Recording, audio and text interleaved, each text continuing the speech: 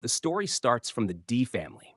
Mr. MD had this incredibly vivid dream.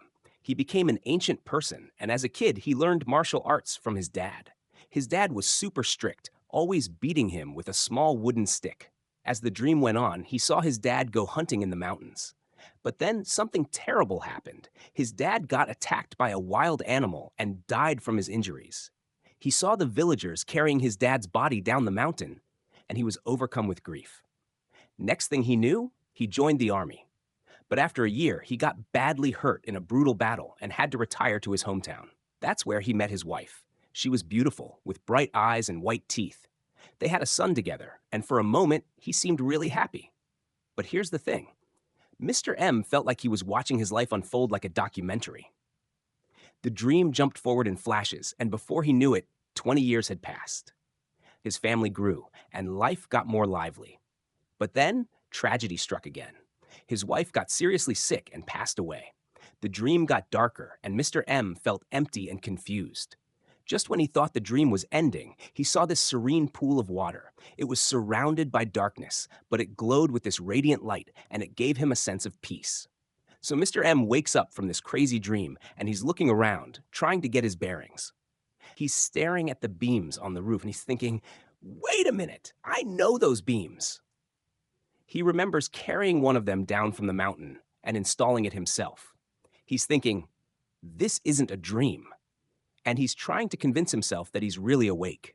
He sits up and the quilt falls off him. He looks around the room and sees an earthen kang, a wooden box, and some old quilts. There's dim light coming through the window, and he can hear someone feeding chickens outside. Mr. M is totally confused. He's thinking, how did I go from being a normal guy to being a widower in some rural village? He's trying to wrap his head around it. He gets off the kang and peeks outside through a crack in the door. He sees a woman feeding chickens in the yard, and he's thinking, what's going on here? Is that my daughter-in-law? Mr. M's face contorted in shock, like he'd been struck by lightning. What the heck is going on? He thought to himself. I've traveled through time and become an old man with a bunch of kids and grandkids? He felt like he was going to explode with resentment. I'm not even married yet, so how can I have all these kids and grandkids? He wanted to cry. No, I'm not an old man. I'm only 38, just 10 years older than he was supposed to be. Mr. M sat back on the kang, deep in thought. He realized that in feudal society, people got married young. In his dream, he joined the army at 15, got discharged, and married at 17, and now he was 38. But even though 38 wasn't old by modern standards, Mr. M still felt upset. He'd aged 10 years for no reason. The 28-year-old young man had turned into a 38-year-old grandfather. Just then, a voice came from outside the door. Is Dad up? It's time for breakfast. It was his eldest son. Mr. M's eyes widened. Is that my eldest son? 20-year-old eldest son? How did he have a son that old? The eldest son, the first D, pushed open the door. Dad, what's wrong with you? Are you missing Mom again? Mr. M buried his head in the quilt. He didn't know how to respond. Was he supposed to be happy that his wife had passed away? No, you guys eat first. Mr. M didn't want to face his family just yet. But as soon as he said that, his stomach started growling loudly. First D heard his dad's stomach growling and said, Dad, you're hungry. Mr. M felt depressed. He wasn't ready to face his big and noisy family. He was resistant to the whole idea. I mean, he wasn't even married yet, and already he had grandkids. He felt like cursing someone. Why did he have to travel through time and become a grandfather? He'd rather be a grandson. But his hunger got the better of him. You go out first. I'll be there in a minute, Mr. M said, still hiding under the quilt. As soon as his son left, Mr. M sat up and let out a deep breath. He knew he couldn't hide forever. He had to face his family. And what a family it was. 3 sons, 2 daughters, 2 daughters-in-law, 2 grandsons, and 1 granddaughter. It was overwhelming. Mr. M thought back to his old life, where he lived alone in a house his parents had bought for him. He had been comfortable, but also a bit lonely. But now his life was completely different. He stood up and looked at his body. He was tall and thin, with a long scar running from his shoulder to his abdomen. That scar was a reminder of his past life, where he had fought in a war and barely survived. He had been lucky to retire and return home, but his body had paid the price. Now, as an older man, his body was weaker, especially his shoulders, which ached all the time. Mr. M frowned, looking at the scars on his body. He put on a blue cloth shirt and shoes, rubbed his face hard, and took a deep breath. I've got to face this, whether I like it or not, he told himself. I'm still Mr. M, and I won't let this new life change who I am. He walked out of the room, and his whole family was already gathered around two wooden tables in the main room. Mr. M felt a bit overwhelmed. Wow, this is a big family. The original body's wife had been very fertile, with 5 kids.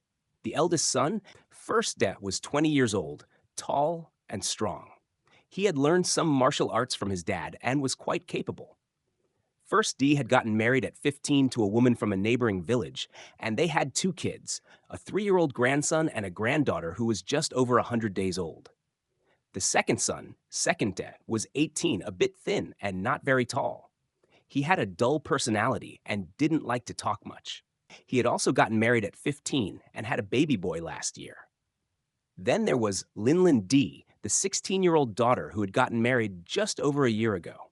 The 14-year-old son, Third D, was an apprentice at a blacksmith shop in the county town and wasn't home. And finally, there was Linda D, the 10-year-old youngest daughter who looked just like her mom, with bright eyes and white teeth. She was the spoiled baby of the family. Mr. M felt dizzy. He used to be able to provide for his whole family by himself, but now with 10 people to feed, his scalp was tingling just thinking about it. The family's situation was tough. They had only 20 acres of land, and the harvests had been bad for 2 years. Just having enough food was a struggle. When Mr. M walked out, the whole family shouted, "Father! Father! Grandfather!" He was taken aback, nodded, and headed to the well outside to wash his face. As he looked at his reflection in the basin, Mr. M felt like crying again. How did he end up looking like he was 48 years old? He had a dark complexion, rough skin, a messy beard, and white hair on his temples. He used to be so handsome. Mr. M tied up his long hair and looked around the yard. The house had been rebuilt when the original owner got married, and it had expanded as the children grew up. The main house had 3 rooms, and there were additional rooms on either side. There was even a cowshed with a big yellow cow. This family wasn't poor, at least not before. The original owner had been a capable man, and his wife's family had given them a dowry. But with so many children, expenses had added up, and their lives had become tougher. Still, Mr. M remembered that the original couple had some emergency money stashed away. He breathed a sigh of relief thinking about the silver and money in the money box. With some financial security, he felt more confident about supporting this big family. Leaving this home wasn't an option. At least here, he had a place to live and a family to rely on. According to his memories, this world was unfamiliar, and life as a person in feudal society was even harder. So Mr. M decided it was better to stay. Having a big family wasn't all bad. After washing up, Mr. M returned to the main room, sat in his usual spot, and looked at the food on the table. The family had set up 2 wooden tables together, with the men inside and the women outside. The meal was simple: whole grain porridge, corn tortillas, pickles, and wild vegetable soup. There wasn't a drop of oil in sight. The eldest daughter-in-law, Wang, a plump woman, had prepared the meal. Mr. M's family looked at him eagerly, waiting for him to start eating. As the head of the household, no one could pick up their chopsticks until he gave the signal. In feudal society, there were many rules to follow, but as Mr. M thought about it, being a grandfather wasn't so bad. His sons worked in the fields, his daughter-in-law took care of the housework, and he had absolute say in the family. The food was terrible, but Mr. M was starving. He forced himself to drink a bowl of porridge, but after that, he couldn't eat anymore. The corn tortilla was too rough, and even with the wild vegetable soup, it was hard to swallow. Just then, his 3-year-old grandson offered him his porridge.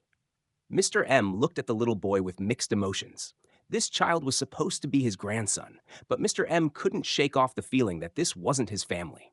He rubbed the boy's head and said he wasn't hungry, letting the boy eat. Mr. M sighed and stood up, feeling overwhelmed. As he walked back to his room, his second son, Second D, asked, "Dad, what's wrong?" Mr. M's children could tell that something was off about him today. The eldest son, First D, whispered, "Maybe he's missing Mom." The family fell silent, missing their mother who had passed away. Mr. M lay down on his bed, feeling like an outsider in his own family. This is the end of part 1.